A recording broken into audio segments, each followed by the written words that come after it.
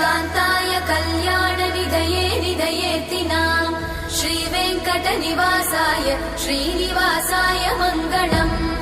लक्ष्मी सविभ्रमालोकसुभ्रूविभ्रमचक्षुषे चक्षुषे सर्वलोकानां वेङ्कटेशाय मङ्गलम् श्रीवेङ्कटाद्रिशृङ्गाग्रमङ्गलाभरणाङ्गये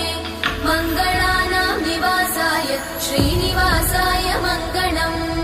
सर्वावयव सौन्दर्य सम्पदा सर्वचेतसां सदा सम्मोहनायास्तु वेङ्कटेशाय मङ्गलम् नित्याय निरवध्याय सत्यानन्दचिदात्मने